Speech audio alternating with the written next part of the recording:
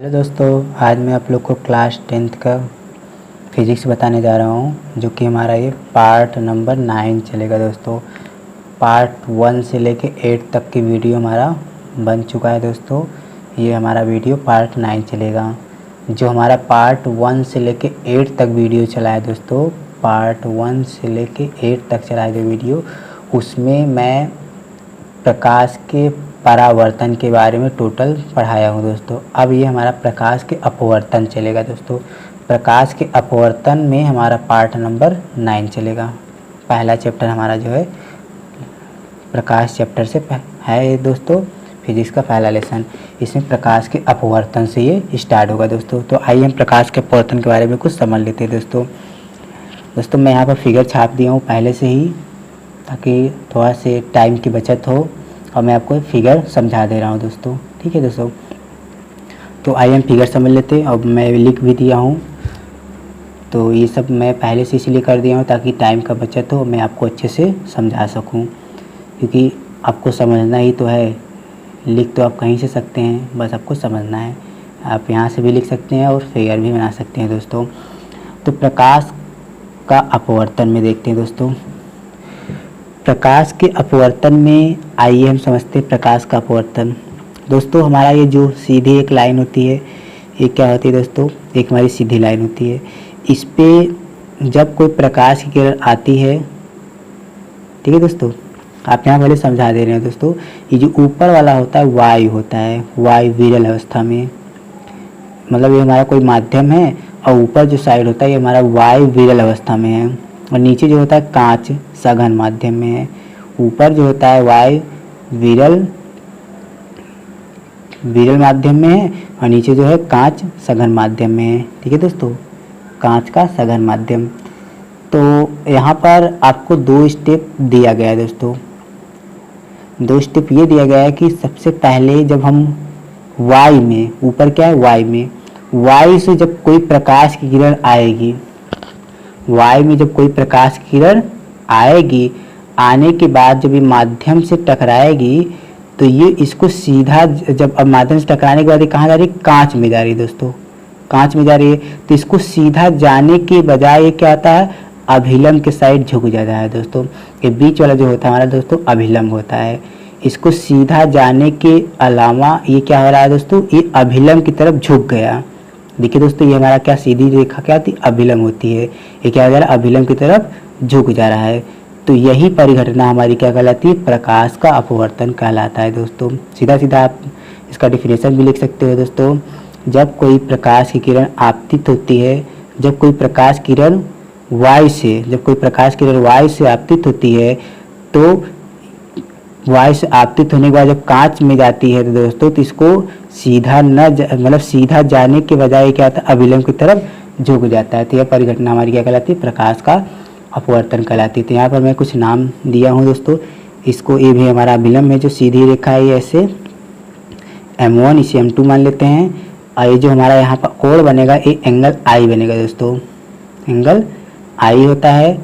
ये हमारा होता है आपतन कोण, और यहाँ पे जो अभिलंब की तरफ झुक जाता है, ये आप क्या हो रहा होता है दोस्तों, अपवर्तन कोण होता है, एंगल R होता है। ठीक है दोस्तों, और ये हमारा जो पॉइंट होता है आपतन बिंदु होता है। क्लियर हुआ। तो आइए मैं यहाँ पर डिफिनेशन जो लिखा हूँ आप लोग को उसे पढ़ कर सुना दे रहा हूँ। तो जब कोई प्रकाश की किरण एक माध्यम से दूसरे माध्यम में गति करती है, मतलब एक माध्यम से दूसरे माध्यम में क्या करती है, गति करती है, तो ये अपने मार्ग से विचलित हो जाती है। इसको सीधा जाना चाहिए, मगर ये अपने मार्ग से विचलित हो जाती है, अपने मार्ग से विचलित होती है। तो यह परिघटना प्रकाश का परावर्तन कहलाता है। अर्थात इसको हम ऐसे भी बोल सकते हैं, यदि कोई किरण विरल माध्यम से क्या दोस्तों, विरल माध्यम से, यदि कोई किरण क्या हो रहा है, विरल माध्यम से सघन माध्यम में जाती है, तो ये अपने मार्ग से क्या होती है, थोड़ा सा विचलित हो जाती है, थोड़ा सा विचलित होकर कि अभिलंब की तरफ झुक जाती है, थोड़ा से विचलित होकर अभिलंब की तरफ क्या हो रही है, झुक जाती है। तो यह परिघटना हमारी क्या कहलाती है, प्रकाश का अपवर्तन कहलाता है दोस्तों। तो दोस्तों आपको बहुत ही छोटे में याद हो गया होगा दोस्तों। सीधा सीधा आपको ऐसे बोलना है, जब कोई प्रकाश की किरण विरल माध्यम से सघन माध्यम में जाती है, तो इसको सीधे जाने के बजाय क्या होती है, थोड़ा से अभिलंब की तरफ अभिलंब की तरफ क्या है, देखिए सीधे जाने के बजाय ये देखिए यहाँ से सीधा जाना चाहिए था, मगर ये क्या अभिलंब की तरह, ये देखिए ये इसको सीधा जाना चाहिए, तो इसलिए मैंने डैश डैश दिखाया। तो इसको सीधा जाना चाहिए था, मगर ये सीधा न जाके क्या हो रहा है, ये अभिलंब की तरफ झुक गया, ये वाली लाइन, ये जाने वाली, इसको डैश डैश मैंने दिखाया कि ऐसे जाता, मगर ये क्या हो रहा है, अभिलंब की तरफ झुक गया दोस्तों। देखिए झुक गया ना, ये अभिलंब होता है, अभिलंब की तरफ झुक गया, तो ये परिघटना हमारी क्या कहलाती है, प्रकाश का अपवर्तन कहलाता है दोस्तों। तो आइए हम अगला समझते हैं इसी में। अभी मैंने क्या बताया, यहाँ पर ऊपर था कांच और नीचे था क्या हमारा दोस्त, ऊपर था क्या, वाई था। अभी मैंने वाई और कांच के लिए बताया था। अब हम समझते कांच और वाई, उसी को उल्टा, उसमें क्या समझते थे दोस्तों, वाई और कांच। जब वाई से कांच में जाती थी, अब क्या समझेंगे दोस्तों, कांच से वाई में, मतलब ऊपर वाला हम समझे थे सघन माध्यम से, सॉरी क्या था, विरल माध्यम से। मैं यहाँ दिखा दे रहा हूँ दोस्तों, देखिए इसमें क्या था, विरल माध्यम से सघन माध्यम में जाना था। इसमें क्या था, विरल माध्यम से सघन माध्यम में जाना था, तो अभिलंब की तरफ झुक गया था। मगर अब हम जैसे हम क्या करेंगे, सघन माध्यम से जब कोई प्रकाश की किरण डालेंगे तब क्या होता है, तो आइए समझते हैं, देखते हैं दोस्तों। यहाँ जब कोई प्रकाश किरण क्या हो रही है, आपतित हो रही है, तो सघन माध्यम से जब कोई प्रकाश किरण आपतित होती है, तो इसको सीधे जाने के बजाय क्या रहा, अभिलंब से दूर हट गई दोस्तों। देखिए दोस्तों, ये अभिलंब हमारा बीच वाला है, और देखिए इसको सीधा जाना चाहिए था, मगर क्या हो रहा है, ये सीधा न जाके क्या हो रहा है, अभिलंब से दूर हट गया दोस्तों। अभिलंब से क्या हो गया, दूर हट गया, तो इस सघन माध्यम से विरल माध्यम में आ गया दोस्तों। आप इसका प्रैक्टिकली भी कर सकते हैं। तो इसका डिफिनेशन कैसे बनेगा दोस्तों, इसका डिफिनेशन कुछ इस टाइप का बनेगा, यहाँ मैं दिखा दे रहा हूँ। ये देखिए दोस्तों, जब कोई किरण सघन माध्यम से विरल माध्यम में जाती है, सघन माध्यम से विरल माध्यम में जाती है, तो ये अपने मार्ग से विचलित होकर अभिलंब से थोड़ा से दूर हट जाती है दोस्तों। उसमें क्या था, अभिलंब के पास आ जाती थी, जब विरल माध्यम से सघन माध्यम में जाएगी दोस्तों, मैं यहाँ पे लिख दे रहा हूँ, अगर विरल माध्यम से सघन में जाएगा तो अभिलंब के पास आ जाएगा, और जब सघन माध्यम से विरल माध्यम में जाएगा तो अभिलंब से दूर हट जाएगा दोस्तों। इतना 2 पॉइंट आपको याद रखना है। अब आगे हम समझते हैं अगला जो हमारा है, अपवर्तन के नियम। अब अपवर्तन के कुछ नियम भी है, तो हम वही नियम आपको समझा दे रहे हैं। देखते हैं प्रथम नियम क्या हमारा, समझिए दोस्तों। अपवर्तन के प्रथम नियम के अनुसार आपतित किरण क्या हो रहा है दोस्तों, यहाँ हो रहा है हमारा आपतित किरण। देखिए यहाँ पर है ना आपतित किरण, ये देखिए आपतित किरण। तो आपतित किरण और अपवर्तन किरण तथा आपतन बिंदु पर अभिलंब तीनों एक ही बिंदु पर होता है। मतलब आपतित किरण और अपवर्तित किरण तथा आपतन बिंदु तीनों क्या होता है, एक ही बिंदु पर होता है। तीनों मतलब एक ही तल पर होता है। तो आइए देख लेते, समझ लेते हैं। आपतित किरण और अपवर्तित किरण, आपतित किरण ये है बिंदु और अपवर्तित किरण का ये बिंदु है और आपतन बिंदु का ये है। देखिए तीनों क्या है, एक ही तल पर स्थित है दोस्तों। ये हमारा अपवर्तन का नियम होता है, ये फर्स्ट नियम है। सेकंड नियम क्या है दोस्तों, द्वितीय नियम। अपवर्तन के द्वितीय नियम के अनुसार किन्हीं दो माध्यमों के लिए आपतन कोण आई की जा साइन से दिखाते हैं। आई की जा क्या किससे दिखाते हैं, साइन से। तथा आपतन कोण आर की जा भी जा साइन से दिखाते हैं कि अनुपात के नियतांक होता है। मतलब दोनों क्या होते हैं, एक दूसरे के बटे में होते हैं दोस्तों। तो यहाँ हम यहाँ दिखा सकते हैं, यहाँ पर हम ऐसे दिखा सकते हैं कि अर्थात साइन आई बराबर sine I by sine R हम लिख सकते हैं। अर्थात यहाँ पर हम n is equal to n हमारा क्या मान सकते हैं, एक नियतांक। मतलब इसके बराबर हम एक यन संख्या कोई मतलब नंबर एक यन मान सकते हैं। अगर यन नहीं मानना तो आप यू मान लीजिए। ये सब हमारे क्या होते हैं, नियतांक होते हैं, मतलब कांस्टेंट वैल्यू एक हमारी है। तो यन इज इक्वल टू क्या हो जाएगा, sine I by sine R मैंने यहाँ से निकाला दोस्तों अपवर्तन के नियम से। दूसरा नियम। अब तीसरा, अब आगे समझते हैं दोस्तों। आगे हमारा जो है कुछ इस टाइप का सूत्र बनेगा। तो sine I by sine R is equal to हम मान लेते हैं M N1 N2 N1 N2, इस क्वेश्चन नंबर फर्स्ट। अब ये N1 N2 क्या है, हम यहाँ पर आपको नोट पॉइंट में समझा देना दोस्तों। N1 N2 क्या है, द्वितीय माध्यम के सापेक्ष प्रथम माध्यम का अपवर्तनांक, द्वितीय माध्यम के सापेक्ष प्रथम माध्यम का अपवर्तनांक होता है दोस्तों। अपवर्तनांक होता है द्वितीय माध्यम मतलब दूसरा माध्यम के सापेक्ष पहला अपवर्तनांक को हम क्या बोलते हैं, 1n2 बोलते हैं। ठीक है दोस्तों, क्वेश्चन नंबर फर्स्ट मान लिए। अब यहाँ पर साइन r बाई, देखिए दोस्तों यहाँ पर क्या कर रहा है, प्रथम हमने i लिया, द्वितीय मैंने r लिया, तो द्वितीय मैंने r लिया। अब दूसरा इक्वेशन क्या बनेगा, sine r by sine i, अर्थात हम यहाँ पर साइन r क्या द्वितीय है तो मैंने द्वितीय लिखा, और साइन i क्या था, प्रथम था, मैंने प्रथम लिखा, उसी को उल्टा। अर्थात इक्वेशन नंबर हमने मान लिया सेकंड। समीकरण 1 समीकरण 2 से में गुणा करने पर, तो अर्थात n1 n2 इंटू 2n1, मैंने दोनों को क्या किया, गुणा किया, इज इक्वल टू, दोनों को गुणा करेंगे तो sine i by sine r हो जाएगा, और sine r by sine i, अर्थात इसे काटेंगे तो क्या हो जाएगा दोस्तों, 1n2 into 2n1 is equal to क्या आ जाएगा, 1, अर्थात हमारा n मतलब 1n2 इज इक्वल टू क्या आ जाएगा, 1 बाई 2n1 हो जाएगा दोस्तों। ठीक है दोस्तों, प्रथम के सापेक्ष द्वितीय का नियतांक इसे बोलते हैं, और द्वितीय के सापेक्ष प्रथम का नियतांक, आप ऐसे इसे बोल सकते हैं। ये हमारा एक सूत्र मिला है दोस्तों। ठीक है दोस्तों, तो इतना क्लियर हो गया दोस्तों। अब आगे हम समझते हैं यहाँ पर, जो कि ये बहुत ही इंपॉर्टेंट है दोस्तों, कांच के आयताकार स्लैब से अपवर्तनांक। अब कोई कांच के आयताकार एक स्लैब है, उसमें अपवर्तनांक समझते हैं कैसे होता है। तो आइए मैं आपको समझा दे रहा हूँ दोस्तों अच्छे से, तो समझते हैं। ये हमारा कोई क्या है, कोई कांच का कोई अपवर्तनांक है, मतलब कांच का कोई एक स्लैब है, कोई वस्तु है कांच का। ठीक है, अब हम इसमें क्या करेंगे, जब यहाँ पर हम क्या करते हैं, यहाँ से कोई प्रकाश के पहले तो हम एक अभिलंब खींच लेंगे, यही बिंदु पर क्या कर देंगे, एक अभिलंब खींच लेंगे। तो अभिलंब का कुछ भी नाम दे सकते हैं, n डैश हमने कुछ नाम दे दिया, यहाँ पर बिंदु O दे दिया। अब यहाँ से जब कोई प्रकाश की किरण जाएगी, दोस्तों, जब कोई प्रकाश की किरण यहाँ से जाएगी, और ऊपर हमेशा क्या होता है, विरल माध्यम होता है। मैंने मान लीजिए विरल माध्यम से कोई प्रकाश की किरण डाल रहा हूँ, जैसे ही कोई प्रकाश किरण विरल माध्यम में डाला तो अंदर क्या होता है, सघन होता है। सघन की तरफ जैसे ही जाएगा तो ये क्या हो जाएगा, आपने पढ़ा होगा कि विरल माध्यम से जब सघन माध्यम में जाता है तो अभिलंब के पास हो जाता है। अब मतलब क्या होता है, ये अभिलंब की तरफ झुक जाता है दोस्तों। इसको जाना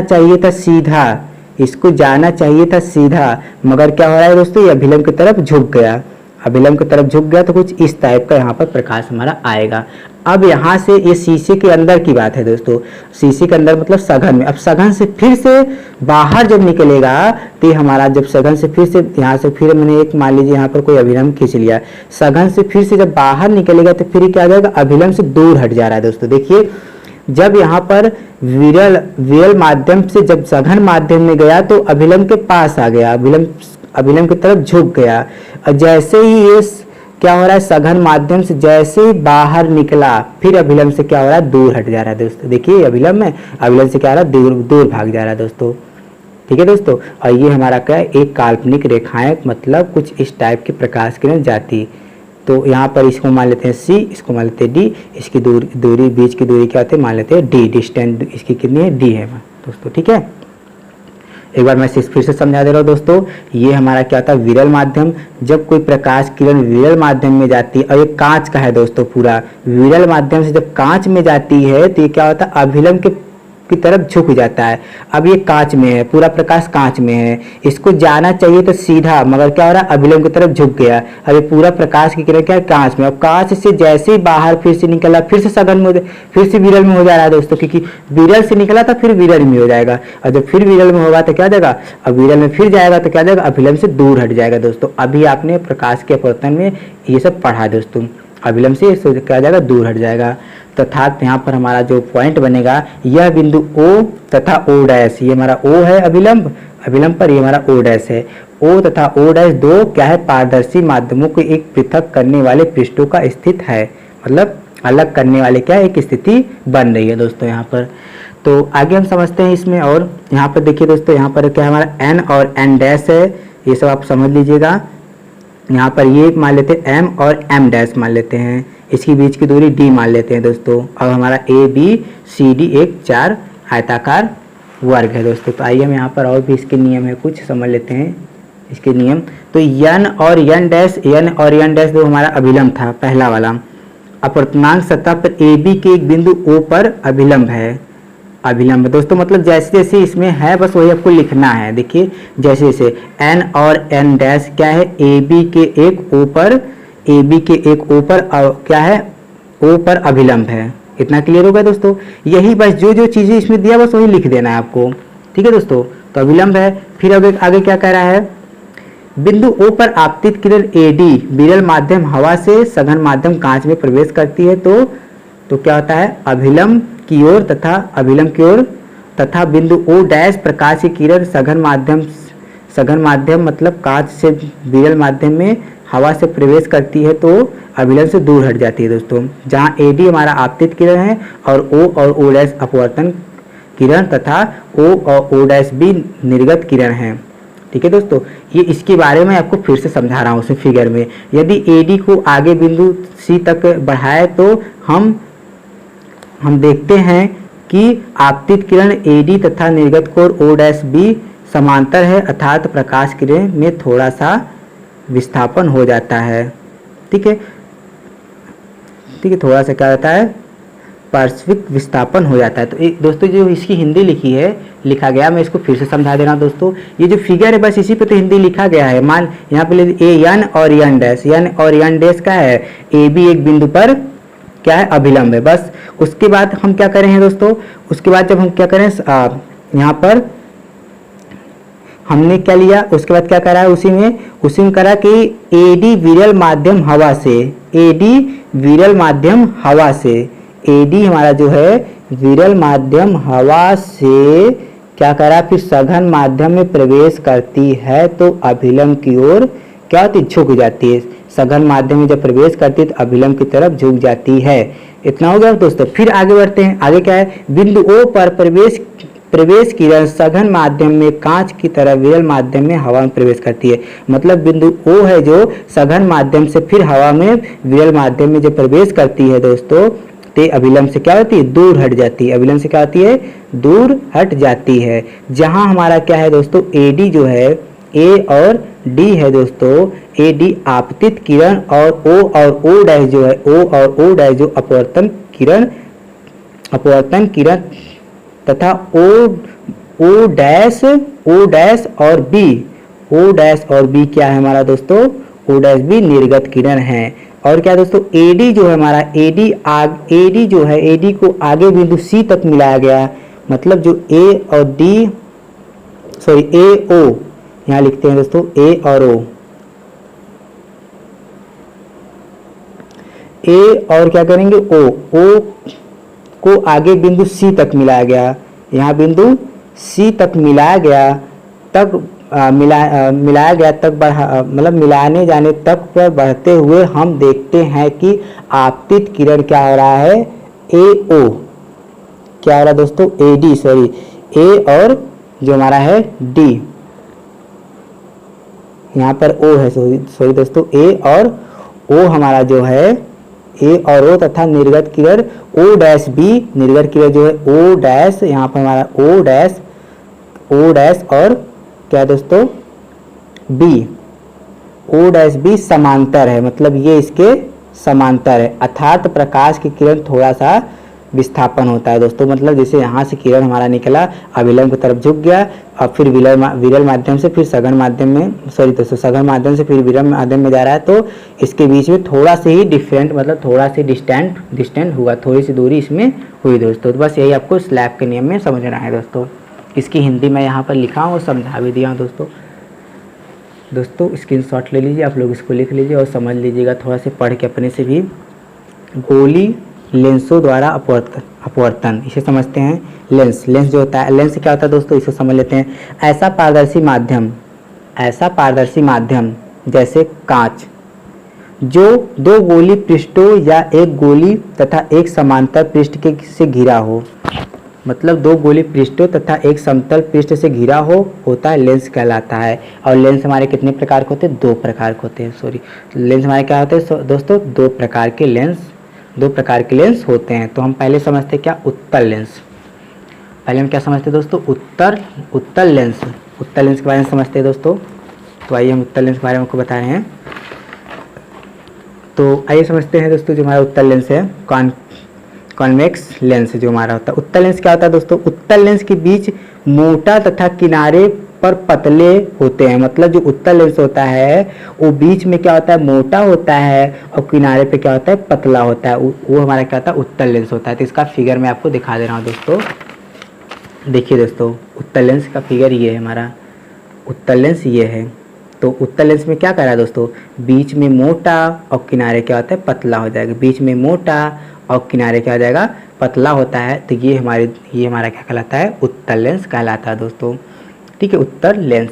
और यह लेंस तीन प्रकार का होता है। उत्तल लेंस भी हमारा कितने प्रकार का होता है? तीन प्रकार का होता है। तो पहला जो प्रकार है इसको समझ लेते हैं, उभयोत्तल लेंस। उभयोत्तल लेंस तथा द्विउत्तल लेंस। इसका नाम उभयोत्तल लेंस तथा द्विउत्तल लेंस है। अब ये क्या होता है दोस्तों? वह लेंस जिसके दोनों पृष्ठ उत्तल लेंस हो, जिसके दोनों पृष्ठ क्या हो? उत्तल लेंस हो, उभयोत्तल लेंस या तथा द्विउत्तल लेंस कहलाता है। मतलब जिसके दोनों पृष्ठ क्या? उत्तल लेंस हो। ठीक है दोस्तों, तो ये हमारा क्या है? दोनों पृष्ठ क्या हो गए? उत्तल लेंस हैं दोस्तों। तो देखिए हमारा क्या है? ये हमारा क्या होता है? उत्तल लेंस होता है। इसी को हम क्या कहते हैं? उभयोत्तल लेंस कहते हैं दोस्तों।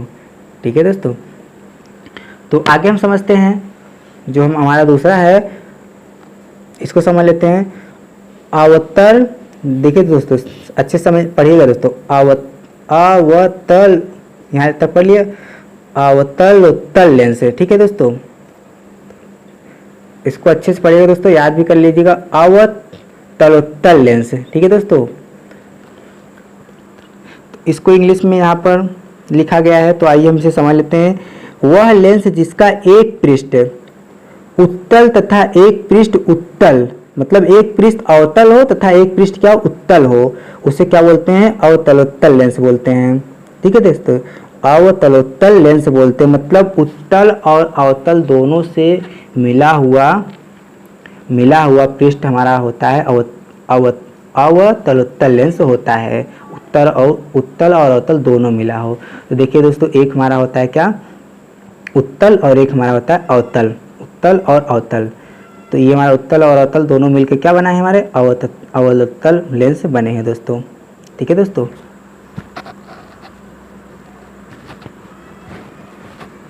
तो आइए हम आगे समझते हैं।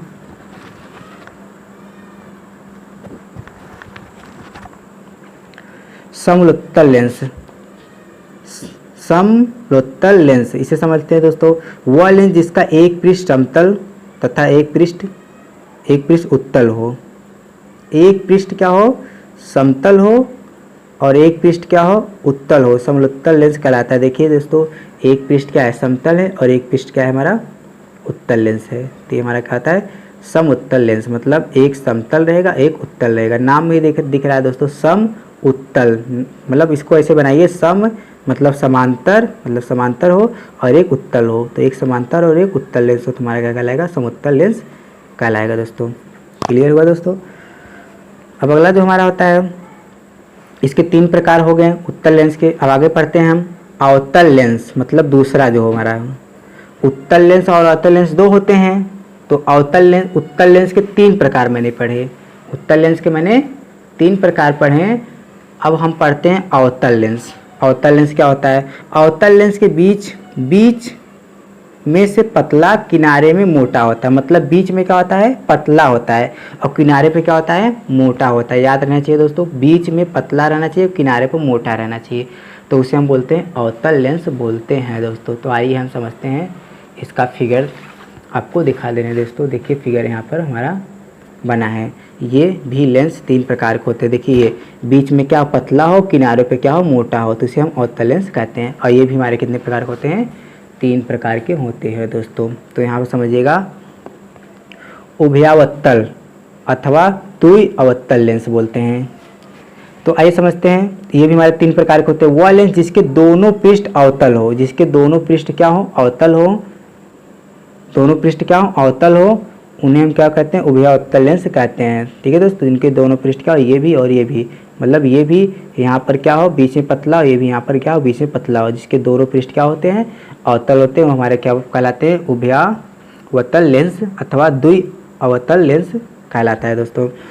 अगला हमारा है, अगला समझते हैं दोस्तों, उत्तलावतल लेंस। ठीक है दोस्तों, नाम थोड़ा से अजीब है, तब भी आप लोग याद करिएगा दोस्तों।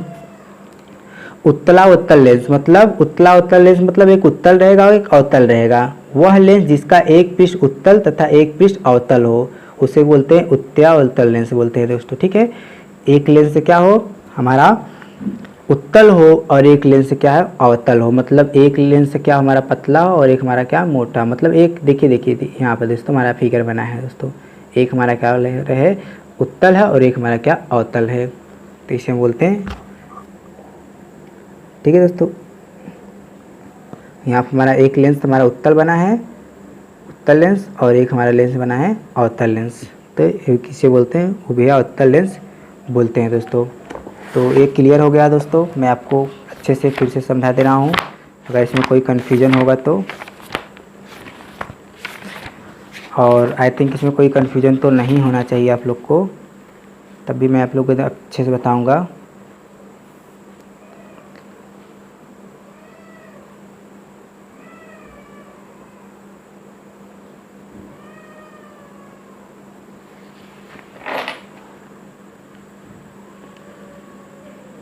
आप इसका फिगर छाप सकते हैं दोस्तों।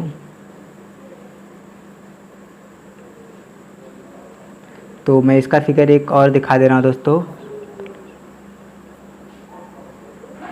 इसका फिगर पहले एक हम इसे पढ़ लेते हैं। समतल लेंस भी वह लेंस जिसका एक पृष्ठ समतल हो तथा एक पृष्ठ अवतल हो। एक पृष्ठ क्या होता है, समतल है, एक पृष्ठ सॉरी दोस्तों, एक पृष्ठ हमारा क्या समतल है और एक पृष्ठ क्या अवतल है, इसे क्या बोलते हैं, समतल लेंस बोलते हैं दोस्तों। ठीक है दोस्तों, ये हमारा क्लियर हो गया।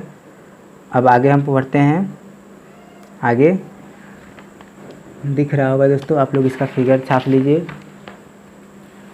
इसको फिगर छाप के और आप लोग इसे समझ के अच्छे से लिखिएगा दोस्तों।